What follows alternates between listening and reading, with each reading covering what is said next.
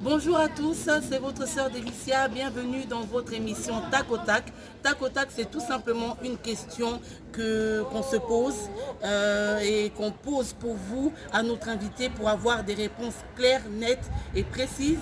Alors aujourd'hui, j'ai le plaisir de pouvoir recevoir le pasteur Alain Kipoulou qui nous vient de Kinshasa. Bonjour pasteur. Bonjour ma soeur. Je suis ravie de vous recevoir dans cette courte émission, donc Tac au Tac. Aujourd'hui, j'ai une question pour vous qui touche quand même un point sensible, parce que quand on le voit même sur les réseaux sociaux ou quand on échange avec les gens au quotidien, qu'ils soient chrétiens ou non chrétiens, quand on parle des pasteurs, quand on parle des hommes de Dieu, tout de suite le climat devient tendu, parce qu'on voit tout de suite pasteur égale escroc, homme de Dieu égale escroc.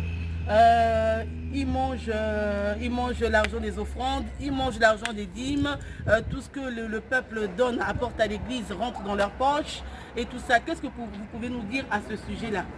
D'abord, merci pour l'honneur que vous nous faites de participer à votre émission. Mais déjà, c'est dommage. C'est dommage que l'on essaie de caricaturer les hommes de Dieu de cette façon-là. Mais en même temps, je voudrais dire que c'est de la mauvaise, ça relève de la mauvaise foi, simplement. Simplement parce que de dire, quand on voit le pasteur, on voit un escroc, mais c'est anormal. La Bible dit, vous le regarderez comme un saint homme. L'homme parlant de l'homme de Dieu. Vous le regarderez, c'est une obligation. C'est une obligation que Dieu fait à l'homme de regarder l'homme de Dieu. Sans même penser s'il est ou s'il ne l'est pas. Il dit, vous le regarderez comme saint. Ça, c'est de un. De deux, j'ai dit, c'est de la mauvaise foi. Bon, partons de l'église primitive, où les gens vendaient littéralement tout ce qu'ils possédaient et venaient les déposer aux pieds des apôtres. Ce n'était pas des escrocs. Parlons de Moïse, qui voulait construire le tabernacle pour Dieu.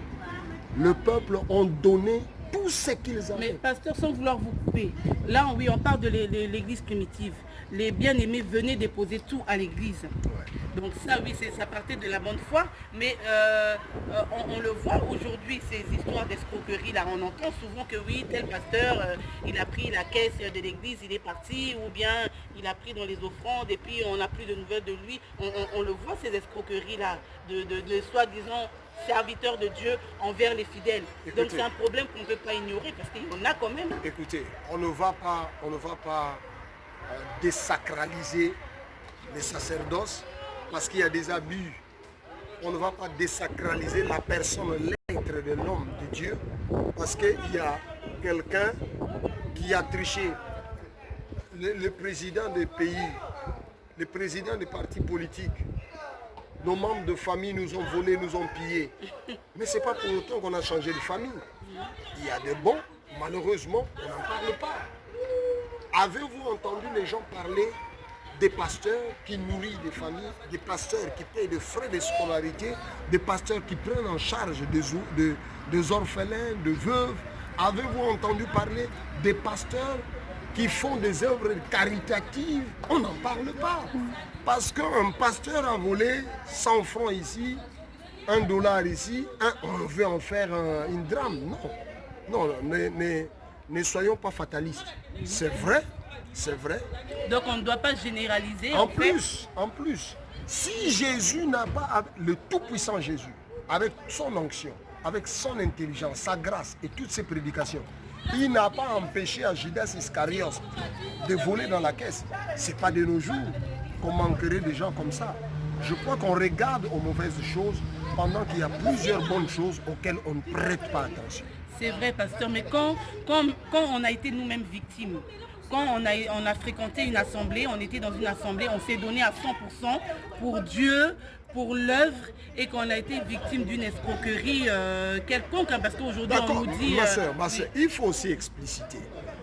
Quand les gens parlent d'escroquerie, je ne comprends pas comment un pasteur a escroqué. Il y a plusieurs formes. Des fois, on peut nous on entend ces choses. Bon, voilà, vous voulez, je vais prier pour vous. Il faut donner une enveloppe. Je vais faire ça pour vous.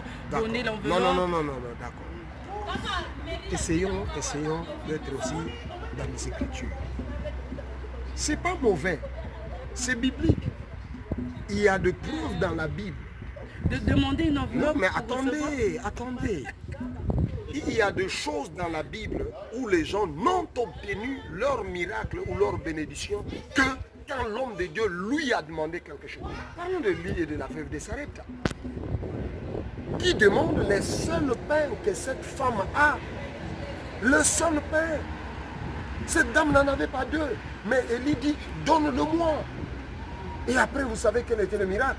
On ne va pas empêcher à un homme de Dieu qui est poussé par l'inspiration divine de demander quelque chose pour que la personne soit guérie. On ne va pas empêcher l'inspiration divine. Mais on n'autorise pas pour autant l'escroquerie. D'ailleurs, un homme de Dieu, je ne le vois pas escroquer. Un homme de Dieu, vous le voyez escroquer, ça c'est un escroc habillé en Donc pour peau. vous, pasteur, les hommes de Dieu, pasteur, Non. il n'y en a pas. Les hommes de Dieu, il y en a. Mais je ne vois pas un homme de Dieu voler. Voilà, les hommes de Dieu escrocs, il n'y en a pas. Non, c'est impossible.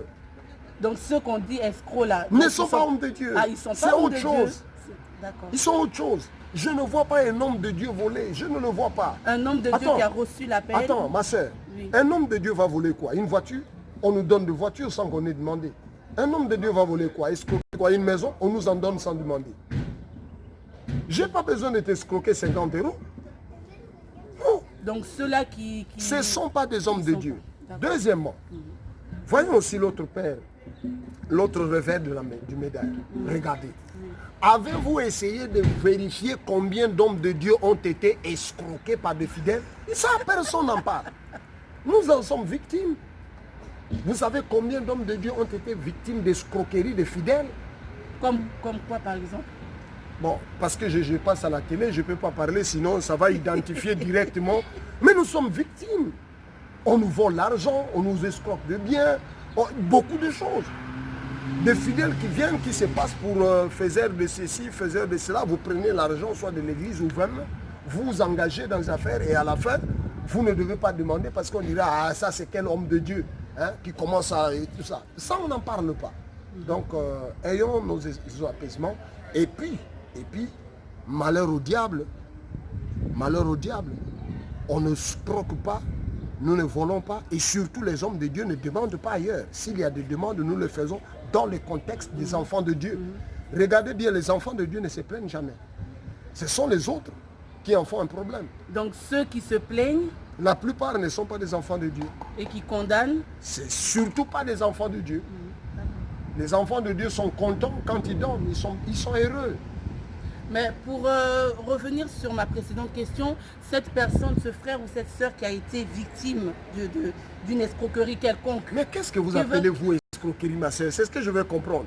Un homme de Dieu qui dit, je suis dans la salle, nous avons une salle à acheter par exemple, ou un loyer de salle à payer, qui veut donner 100 $. Donc quelqu'un qui a fait un don d'une grosse somme à l'église. Voilà. Déjà quand tu fais... but, Attends, déjà quand tu fais un don, tu dois d'abord l'oublier. C'est pas que tu fais un don. Quel que soit ce qui est fait avec l'argent Déjà derrière. quand tu donnes à Dieu, tu laisses à Dieu. Tu n'as pas donné à Dieu pour que tu sois derrière en train de contrôler, de vérifier comment Dieu va faire. Ça, tu n'as pas donné à Dieu. Tu donnes à Dieu, tu oublies. Tu laisses tomber. Et ce qui se passe derrière, ça nous regarde pas. Ce qu'ils en font n'est pas votre affaire. Dieu va s'occuper de leurs abus. Tu n'es pas Dieu. Tu ne dois pas être juge et parti. Donc l'important, c'est la pensée avec laquelle on a fait quand le tu don. as donné, attends ma soeur, quand tu as donné à Dieu, la Bible dit celui qui a sémé, récolte. Toi, tu t'attends à ta sémence, non? Fixe tes regards à ta récolte. Comment tu as sémé, tu continues à vérifier à tout ça. Quel est ce fermier que vous connaissez, vous, qui a sémé le maïs aujourd'hui et chaque jour, il va vérifier comment ça pousse? Vous en connaissez, vous? Mais aujourd'hui, il y en a beaucoup qui quittent les églises à cause de ça. Non, ou qui abandonnent la foi à cause de ça. les gens quittent parce qu'ils ont l'esprit d'instabilité.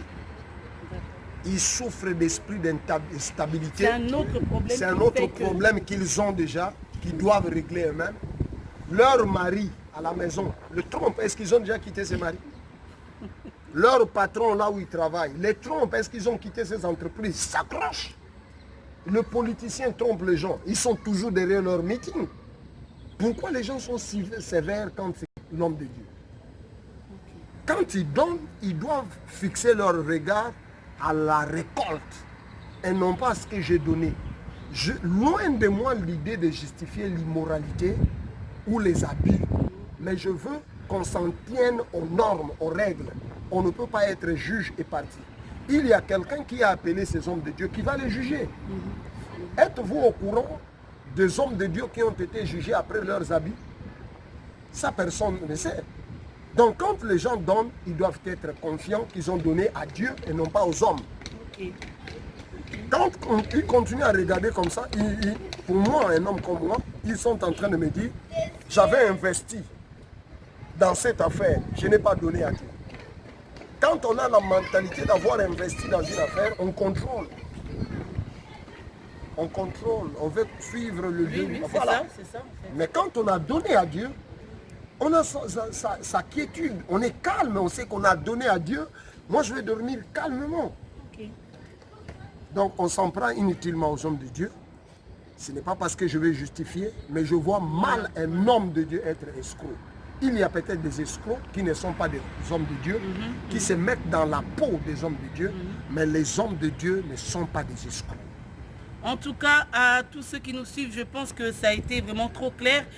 Si vous avez encore des questions ou souhaitez développer ce sujet, peut-être, je vous invite à vous rapprocher de l'homme de Dieu, le pasteur Alain Kipoulou. Il est sur Facebook sous ce même nom. Alors n'hésitez pas, même en dessous de cette vidéo, nous poser vos questions et nous vous ferons le plaisir de pouvoir développer, mais je pense que ça a déjà été clair. C'est pas qu'on veut justifier ou encourager, non, l'escroquerie, non, c'est pas ça, mais tout simplement on ne peut pas être appelé de Dieu, élu de Dieu et être escroc. Donc soit on est serviteur de Dieu, c'est incompatible. Voilà, je pense que ça a été très clair. Et vous qui avez un jour été déçus parce que vous vous attendiez à autre chose ou quoi que ce soit. Donc c'est pas, la déception n'a pas lieu d'être en fait. Lorsqu'on donne à Dieu, après le reste ça regarde Dieu. Exactement. Voilà. Donc je pense que peut-être ça va vous encourager ou vous éclairer à ce sujet. Et voilà, c'était le but de cette courte émission. Je vous remercie de nous avoir suivis. Merci pasteur de cette intervention. Et vraiment que tout le monde soit éclairé par ce message et encouragé. Je vous dis à très bientôt. C'était votre sœur Délicia pour CFR TV. Bye.